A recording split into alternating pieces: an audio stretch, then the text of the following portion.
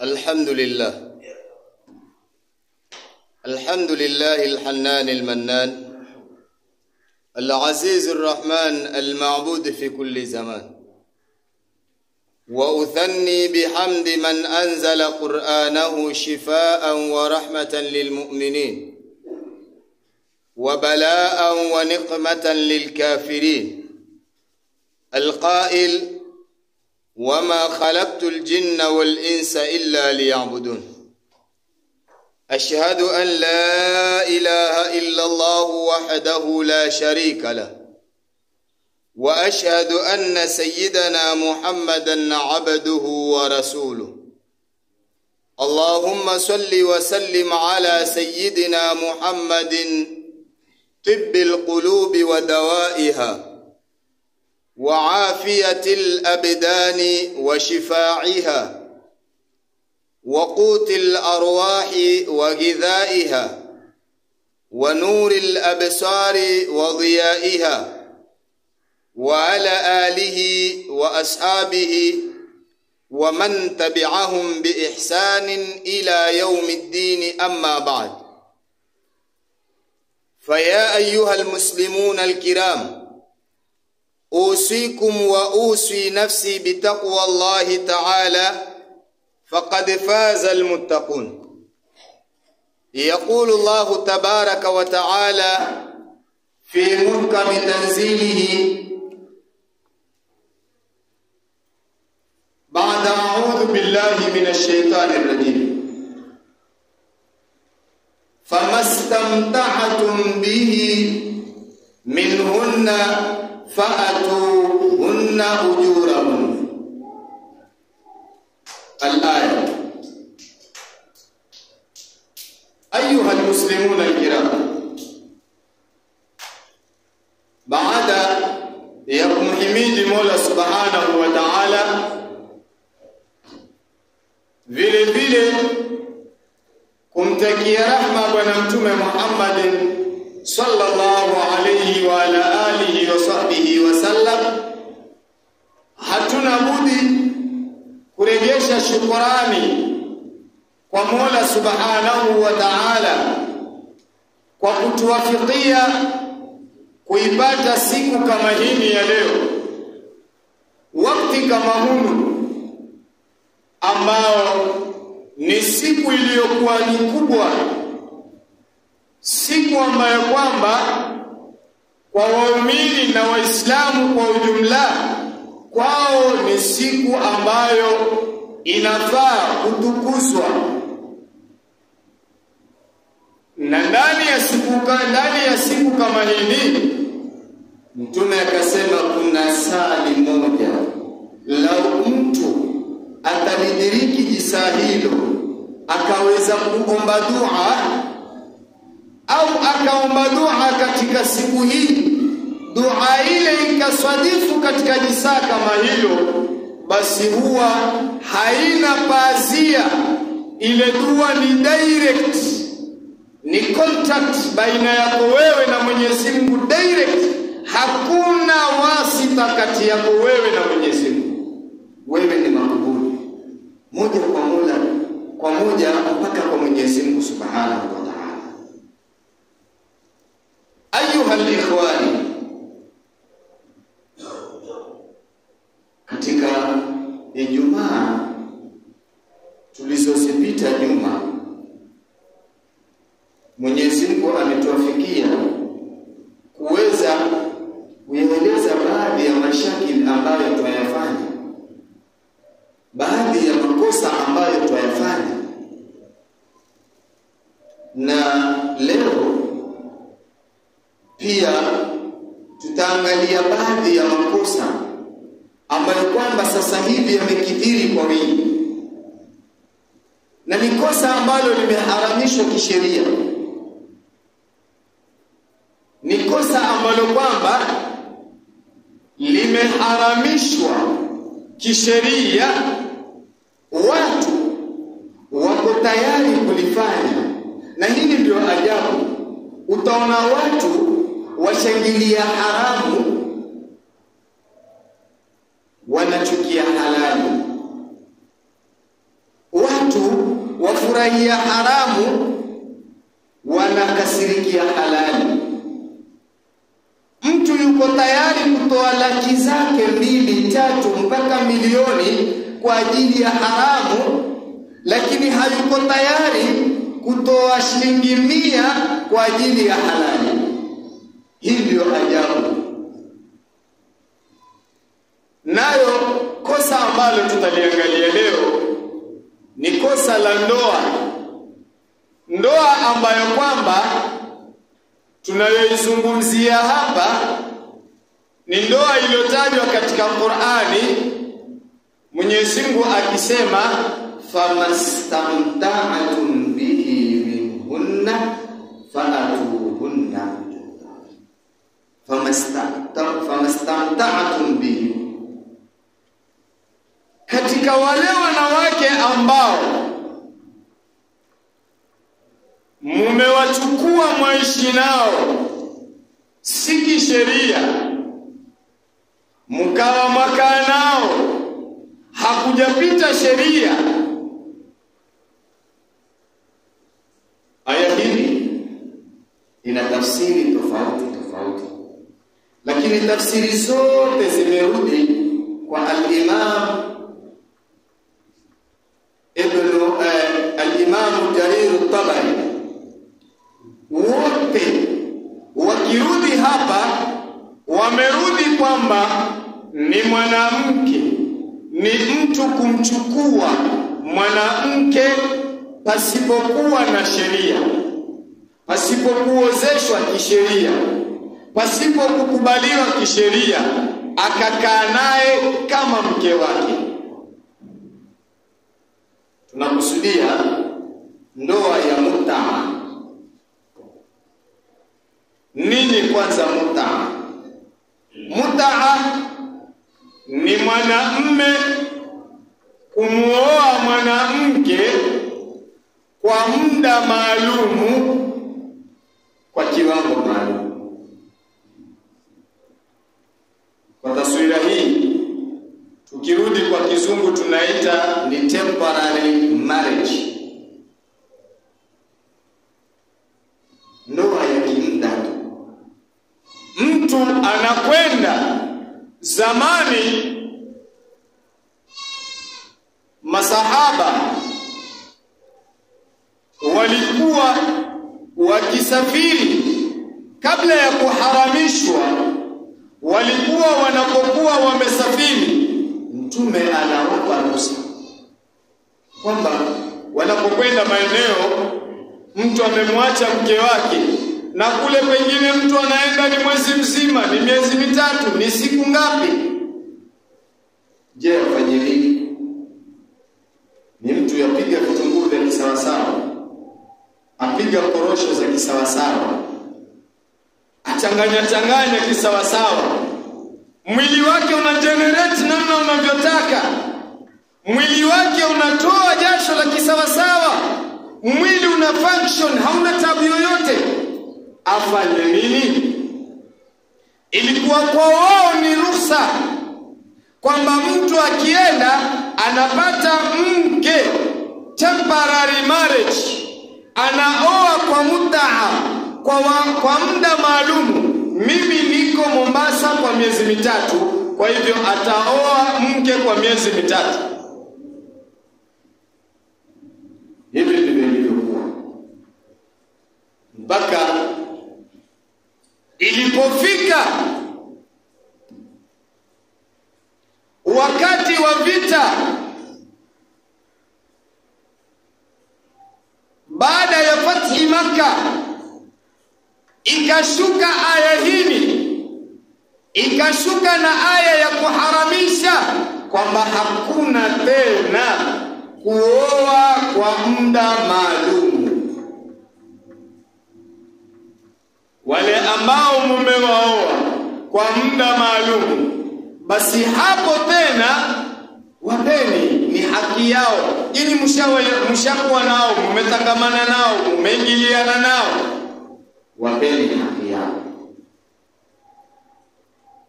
Baada ya hapo, Sayyidina Ali radiyallahu ta'ala anhu wa ardah anasema naha Rasulullah sallallahu alayhi wasallam an-nikahul mutta'ati wa luhum humuril ahliya.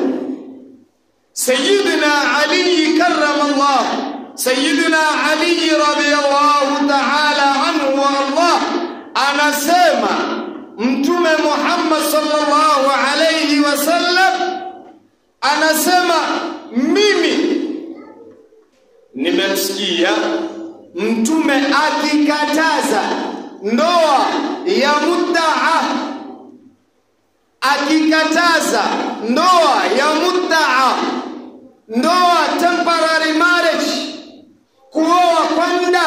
Mtume ameikataza.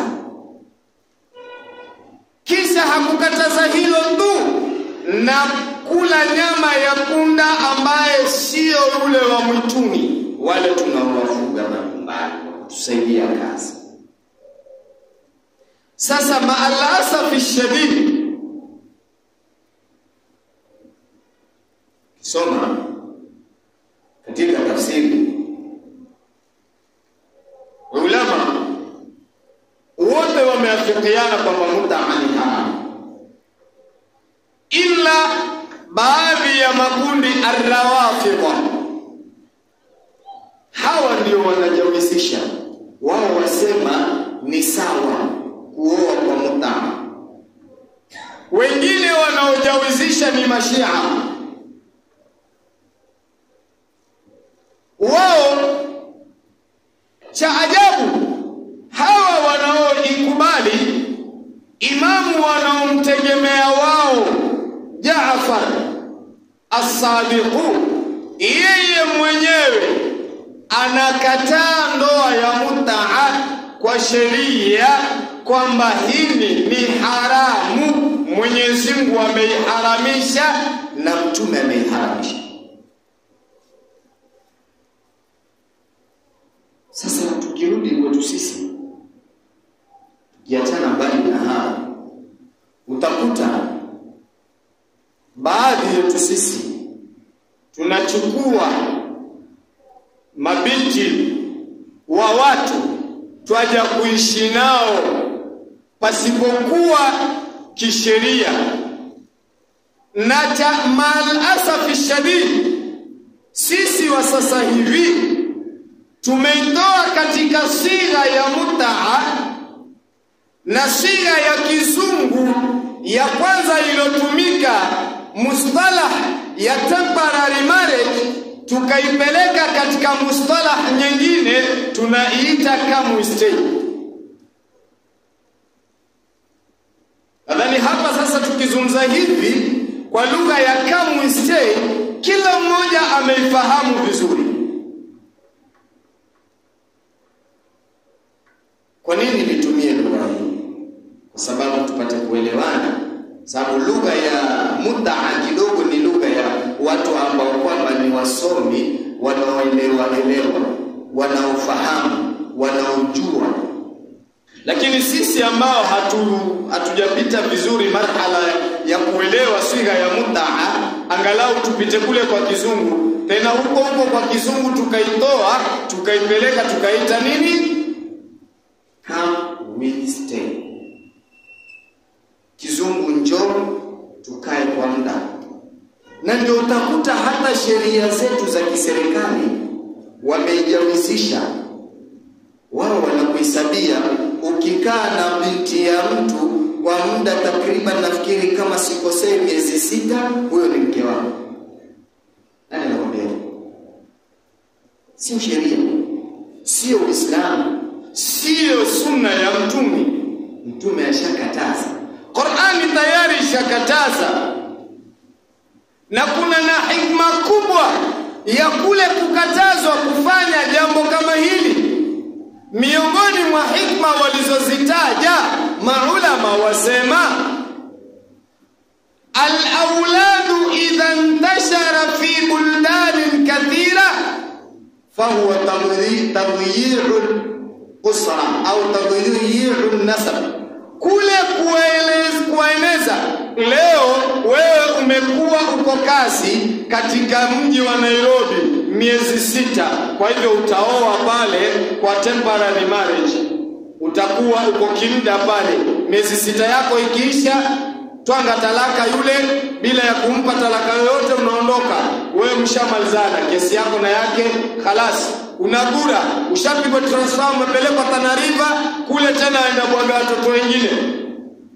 Miaka 2-3 ushabwaga watoto 3 huko, warudi uko Mombasa bwaga watoto.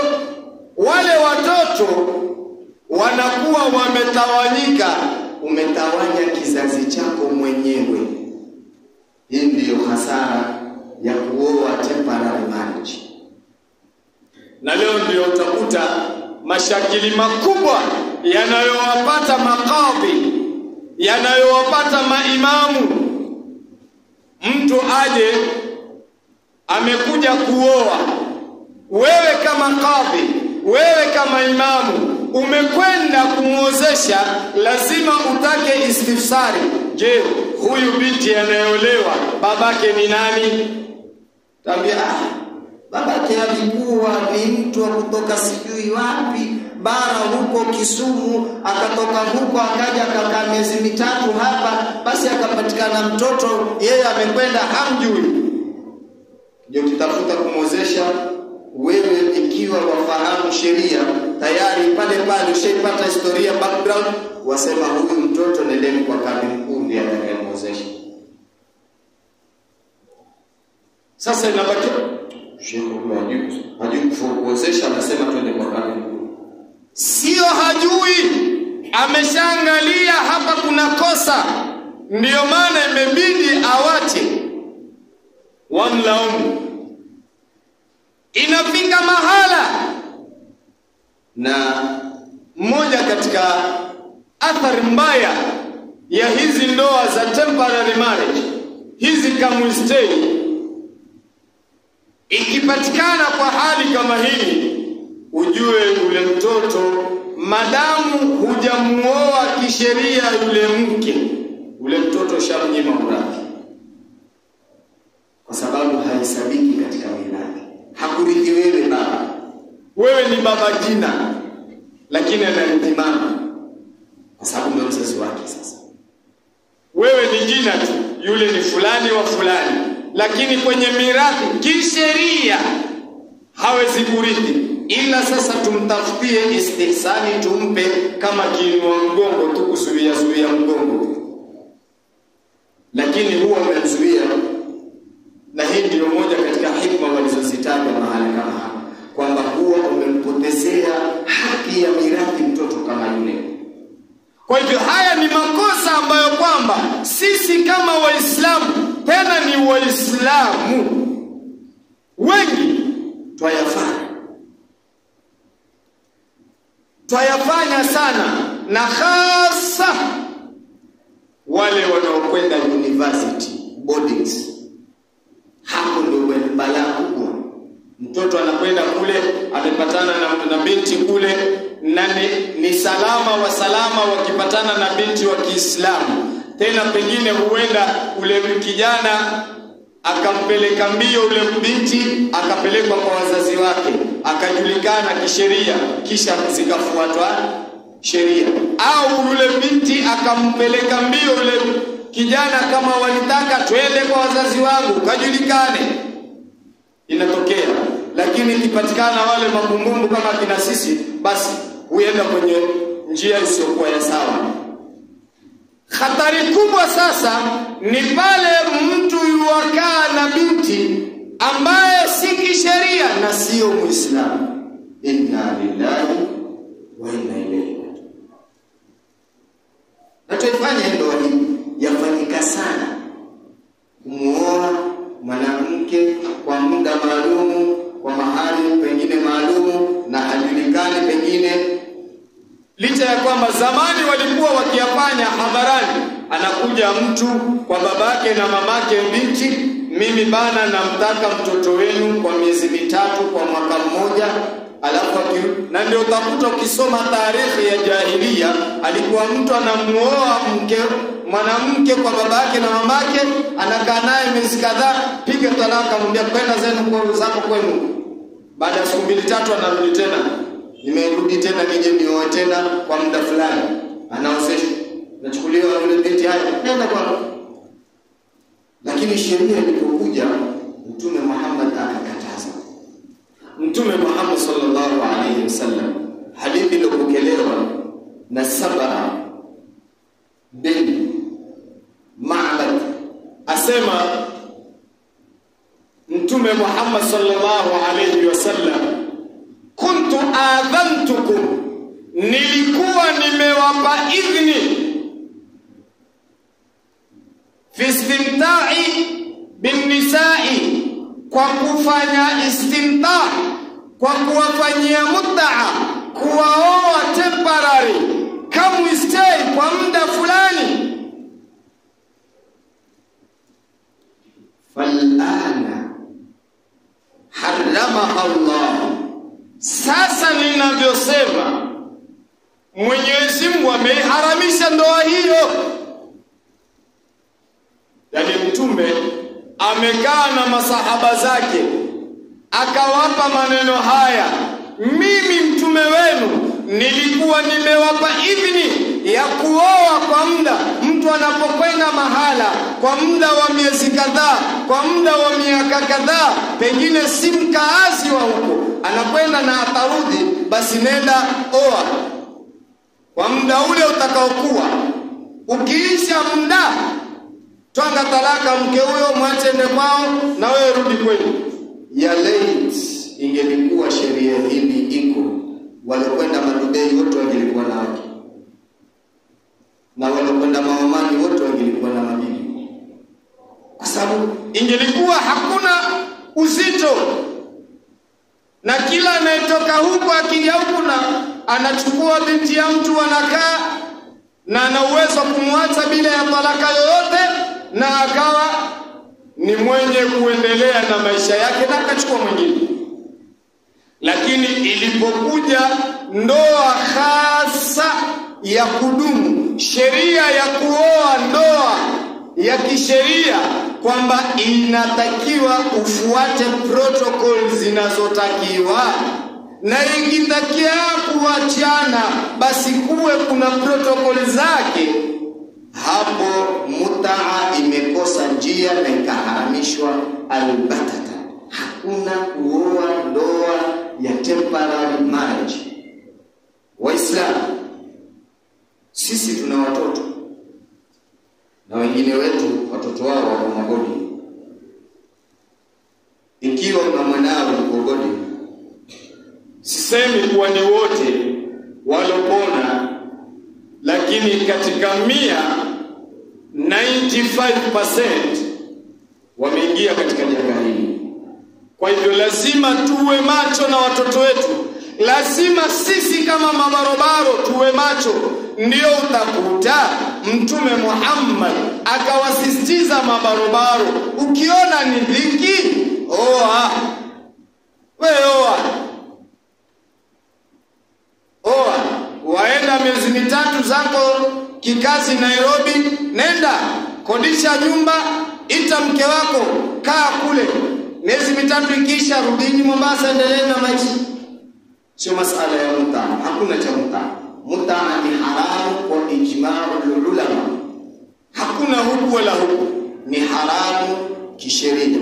Qur'ani imeharamisha baada ya kuweka misingi ya kisheria, uoa kisheria, na Mtume Muhammad sallallahu alayhi wa alihi wasallam na yeye pia akaiharamisha, na masahaba nao baada ya kwamba tayari wamepata nasi ya Qur'ani, wakapata nasi ya Mtume Muhammad sallallahu alayhi wasallam, hapo na wao wakaeka ijmaa yao kwamba ndoa hii ni haramu, haifai mtu kuoa kwa temporary marriage, au kwa lugha fupi tunayoifahamu kama wisdom. Ikhwa al-iman wal-islam, ni wasia wangu kwa mimi kwanza mzungumzaji, upeleka kwenu nyinyi wasikilizaji, na kwa wale ambao hawakuungana nasi, tuwe mabalozi kama Waislamu, tuweze kuwekana sawa. Waislamu sote ni watu wamoja, na sote kila mmoja atakapoenda peponi. Na ikiwa tutamwacha mwenzetu aende njia isiyokuwa ya sawa, ili hali tulijua kosa hili, itakuwa mimi na wewe tuko kwenye makosa. Tutaingia motoni kwa sababu ya kulinyamazia jambo hili. Kwa hivyo leo tukiondoka hapa, tuache ndoa ya muta, tuacheni ndoa ya temporary marriage, tuacheni kamistei. Na watoto wetu waliokoma university boarding tuambie waache. Mtu ameenda masomoni, ende kusoma. Na wale ambao tuko hapa kina sisi, humu pia tuacheni. Tunajuana sisi ni barabara, tunajuana, tuambizana kila kitu. Kwa hivyo tuambizane, madamu tuambizana kama istay tuzifanye, na tuambizane kwamba ni haramu ili tuache. Wallahu tabaraka wa ta'ala yaqulu bi qawli tadil mutadil fa idha qara'ta al-Qur'an fasta'id billahi minash shaitanir rajim. A'udhu billahi minash shaitanir rajim. Bismillahir rahmanir rahim. Wal 'asri innal insana lafi khusr illa alladhina amanu wa 'amilus salihati wa tawassaw bil haqqi wa tawassaw bis sabr. Barakallahu li wa lakum bil Qur'anil 'azim wa nafa'ani wa iyyakum bil ayati wa dhikril hakim. Aqulu qawli hadha wa astaghfirullah li wa lakum wa lisa'il muslimina wal muslimat wal mu'minina ajma'in fastaghfiruhu innahu huwal ghafurur rahim.